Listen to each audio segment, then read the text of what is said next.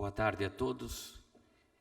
Seguindo a orientação do nosso líder, Disney, o vice-presidente do nosso Comitê Latino-Americano, que representa o Brasil aqui na APA, também falaremos em português, assim criando maior integração entre os hispanos, o espanhol, o português, e evitando usar o portunhol, que muitas vezes se utiliza e que aí não se entende nem espanhol nem português. Muito agradecido, agradecemos em nome do setor empresarial portuário brasileiro, agradecemos à APA o convite de podermos vir aqui falar um pouquinho e, conforme foi solicitado, apresentarmos, dialogarmos um pouquinho sobre o sistema portuário brasileiro. E dando início a isso, porque é a primeira vez também que a FENOP participa do evento, neste novo momento de integração das entidades, dos brasileiros, e que pretendemos e entendemos que vai se frutificar no próximo evento com uma participação maior ainda, e em especial em 2021, quando teremos o privilégio de receber todos lá no Porto de Santos, na cidade onde eu moro já há muitos anos. Nós vamos falar um pouquinho de algumas informações iniciais sobre a FENOP. A FENOP é uma entidade do sistema federado brasileiro, é uma entidade, então, do sistema sindical, ela tem competência nacional e representa o segmento empresarial que investe e realiza as operações portuárias no Brasil. Foi criada em 1994 como resultado da Lei de Modernização Portuária Brasileira, que é de 1993. Em 2013, com a alteração da lei, uma nova lei portuária, que nós vamos comentar um pouquinho hoje aqui, que ampliou a atividade de operação portuária, a FENOP fez uma alteração estatutária e está na fase de aprovação desse novo estatuto. São cerca de 500 empresas que investem e realizam operações portuárias no Brasil, incluindo as empresas de administração portuária, que, por lei, também são empresas de operação portuária, muito embora hoje já não realizam mais operação portuária, e essas empresas estão congregadas em 20 sindicatos empresariais locais, ou municipais ou estaduais, que são todos congregados do sistema FENOP. Bem, feita essa introdução, apresentação, vamos entrar um pouquinho mais agora no nosso tema sobre modelo portuário. E antes disso, foi muito importante verificarmos o nosso presidente da APA na parte da manhã, destacando a importância do sistema portuário, a importância dos portos. E nós que atuamos nisso, que vivenciamos o setor, a atividade, também precisamos valorizar essa atividade, que muitas vezes é esquecida, quer por governos, quer pela sociedade, e muitas vezes incompreendida, uma atividade incompreendida. Existe, em geral, uma relação de amor e ódio entre a sociedade e os portos. E isso se espelha muito nas cidades portuárias, né? Que, em geral, vivem da dependência econômica dos portos, mas vivem também reclamando de seus portos. E nós, então, precisamos valorizar e destacar a importância do sistema. E eu queria destacar aqui algumas frases que nos relembram a importância. Uma primeira frase de um brasileiro que foi presidente do Porto de Santos, Dr. Sérgio Matti, que disse que a história das nações ela é feita pelo trabalho dos filhos, a riqueza dos solos e as movimentações de seus portos. É assim que as nações vão evoluindo e construindo. A Comunidade Econômica Europeia também, em seus trabalhos, tem feito destaques da importância, da relevância que os países precisam dar aos seus portos, porque sem portos não há desenvolvimento econômico e social. E esta é a mesma linha dos trabalhos técnicos do Banco Mundial, quando analisa os modelos portuários, quando apresenta quais são os caminhos que os portos e que os países devem dar para os seus portos. Feito esse destaque inicial, apenas para nos relembrarmos de que nós temos que defender aquilo que atuamos, porque se não o fizermos, outros dificilmente o farão. Vamos entrar no tema específico da questão portuária brasileira, o modelo portuário brasileiro. E para falarmos do modelo portuário brasileiro, a primeira coisa que vamos destacar, que talvez para muitos que aqui estão presentes não faça muito sentido, mas no Brasil faz. Nós temos que, quando falarmos de portos, em primeiro lugar, verificar o que a Constituição Federal do Brasil fala sobre portos. E a Constituição atual, a última Constituição brasileira de 1988. Porque antes da Constituição brasileira de 1988, não era tradição das constituições brasileiras estabelecer regramentos claros sobre portos. A última Constituição, antes de 1988, apenas dizia que era de competência do governo federal legislar sobre portos. Esta Constituição atual, de 1988, foi um passo a mais.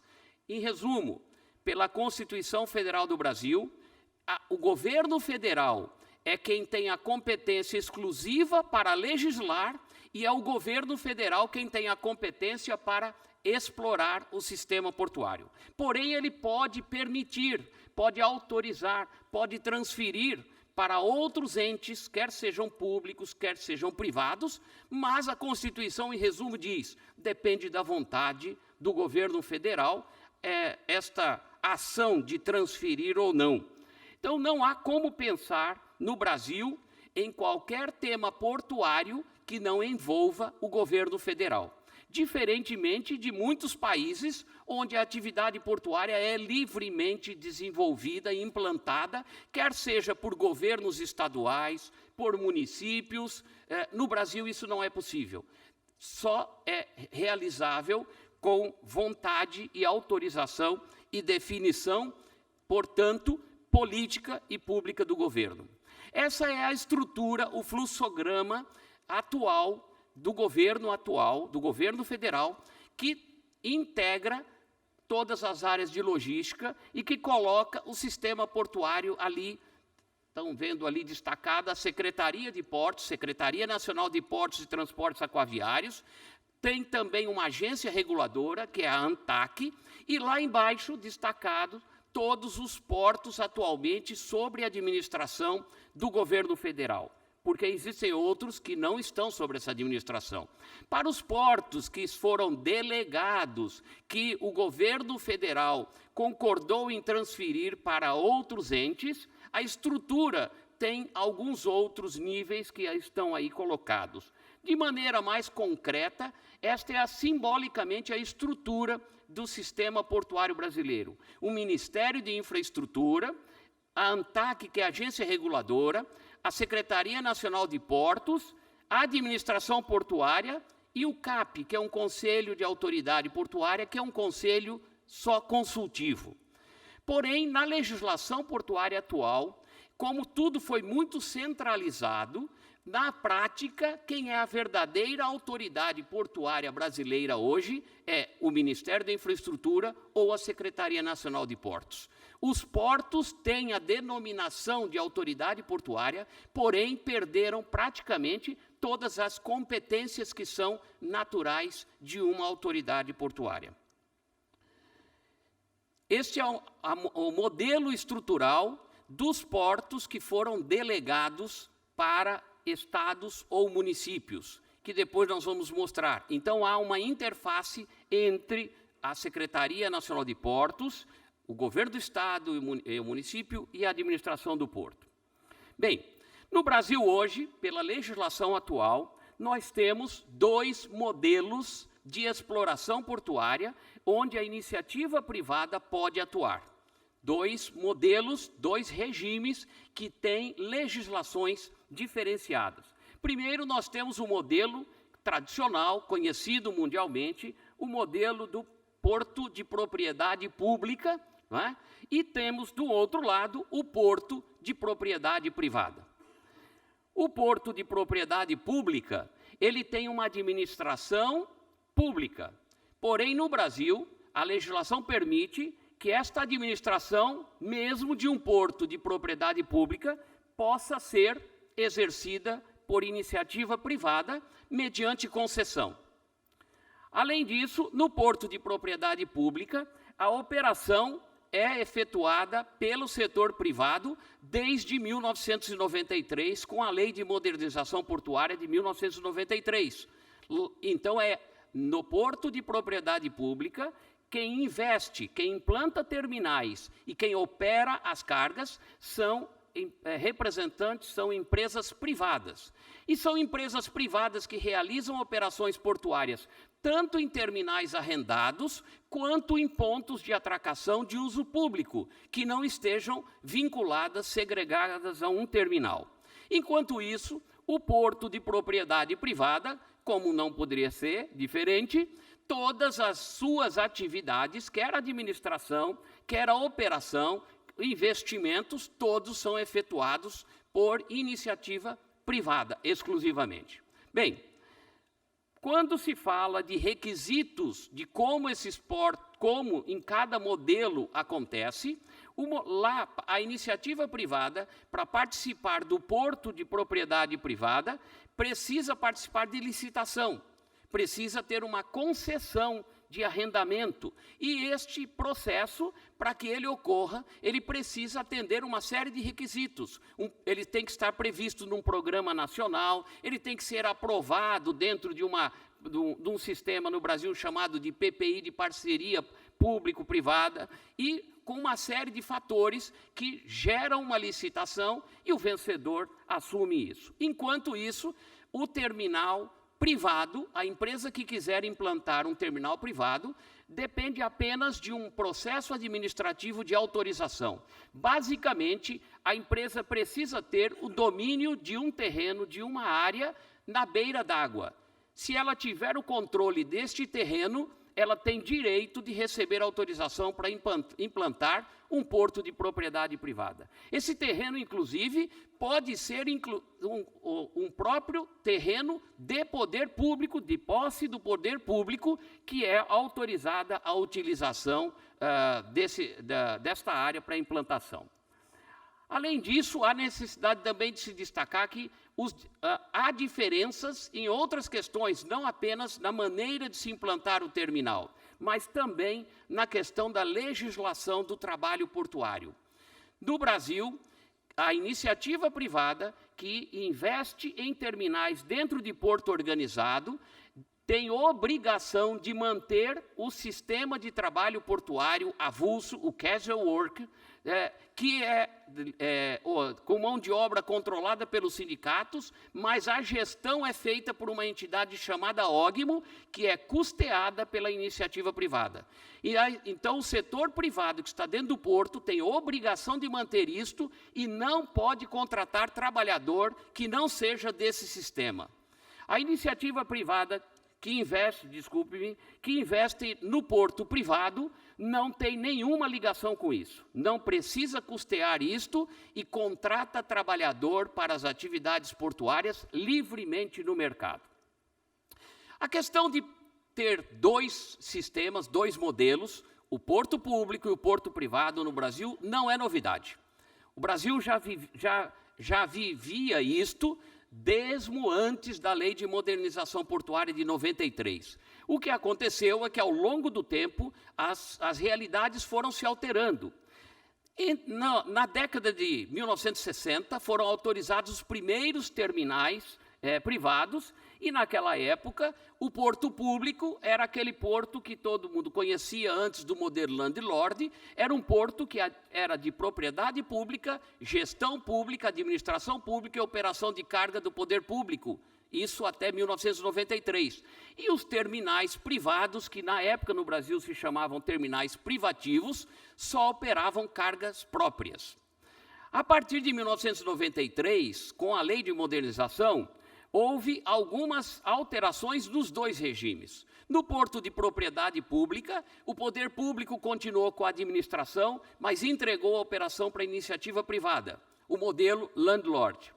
Os terminais privados passaram a ter direito de operar cargas de terceiros de forma complementar. Então, os terminais que na prática eram terminais de minérios, de siderúrgicos, de petróleo, passaram também a poder operar cargas de terceiros. Em 2013, depois de muita disputa nessa questão de carga de terceiro para terminais privados, foi aprovada uma nova lei que ordenou no terminal privado o direito de operar carga de terceiro sem ter carga própria. Então, hoje no Brasil, qualquer empresa implanta um terminal privado, tendo um terreno na beira d'água, sem precisar obter carga própria. Ele pode ser um terminal só prestador de serviço. Nos portos, isso aí no porto privado, e no porto de propriedade pública, essa lei de 2013 trouxe alguns retrocessos. Centralizou demais a administração, conforme já foi dito pelo nosso representante Disney de manhã. A intenção que imaginava-se não resolveu o problema, trouxe problemas e agora está se trabalhando para se resolver isso. De maneira resumida, no Brasil hoje nós temos 306 terminais portuários, 184 terminais portuários dentro de áreas de porto público e 122 terminais portuários privados. Talvez já estão assim, mas tem um número diferente em relação ao que foi apresentado de manhã. Na apresentação de manhã do nosso representante, secretário Disney, lá estavam consideradas todas as instalações de propriedade privada, e não, aqui nós estamos trazendo apenas instalações portuárias. Naquela de manhã estavam, por exemplo, estações de transbordo, que não operam navios de grande porte. Aqui nós estamos falando de instalações que operam embarcações de grande porte de comércio exterior. Temos 38 portos, aí tem uma diferença por causa do porto de Manaus, que nós ainda o consideramos, né? Desses 38 portos, 18 portos são administrados pelo governo federal, 17 portos são administrados por governos de estado, como Paranaguá e Itaqui, e 3 portos são administrados por municípios.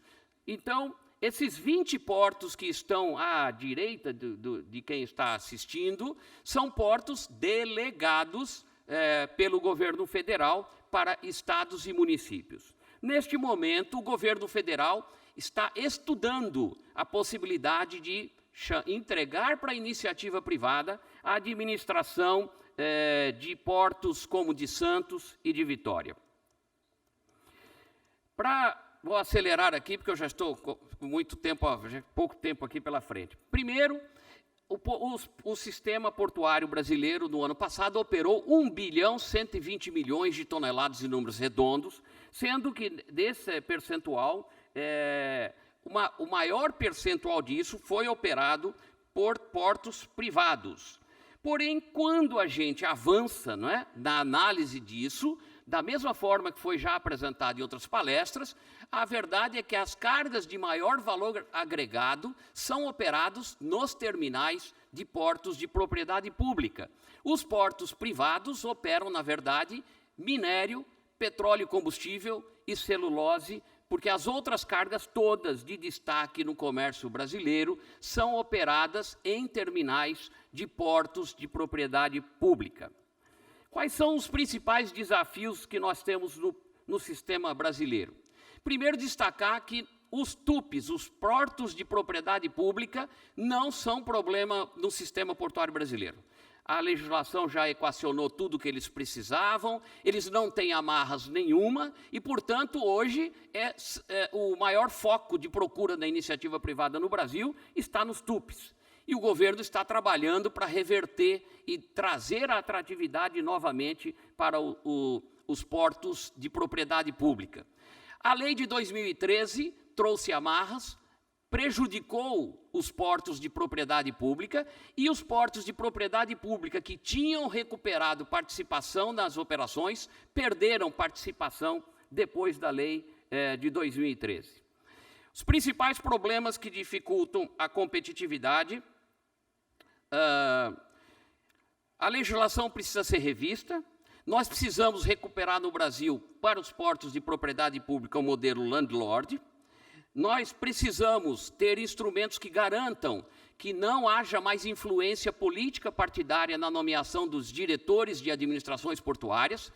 Este governo no Brasil, hoje, não temos nomeações políticas. Não temos. Pela primeira vez, nós temos um ministério totalmente técnico, com um ministro totalmente profissional, uma equipe totalmente profissional, não é porque o Disney está aqui, não, eu digo isso em todos os locais, porém nós não temos hoje nenhuma garantia que, se eventualmente acabar esse governo, não voltaremos a ter no Brasil nomeações de diretores por critérios técnicos, por critérios políticos. Então, a FENOP defende uma legislação que equacione esta questão. O governo federal reconhece que nós temos problemas e que precisamos resolvê-los. Nós precisamos também aperfeiçoar os portos que estão nas mãos dos estados e municípios, porque não é porque houve a delegação, está tudo resolvido, né? Nós ainda temos desafios para equacionar. E, finalizando, vamos destacar as oportunidades que o sistema portuário brasileiro oferece, em especial para a iniciativa privada. O governo está conseguindo avançar em reformas econômicas, já aconteceu a reforma principal de Previdência e temos outras em andamento. O atual governo deu um tratamento diferenciado para a infraestrutura. A equipe de infraestrutura que está aí já estava tratando disso no governo anterior e, portanto, há uma continuidade de implementação, não perdemos tempo com isso. Pela primeira vez no Brasil, todas as áreas de infraestrutura estão no mesmo comando. Esse desenvolvimento econômico vai exigir infraestrutura. O poder público brasileiro não tem recursos para investimento e, portanto, depende da iniciativa privada.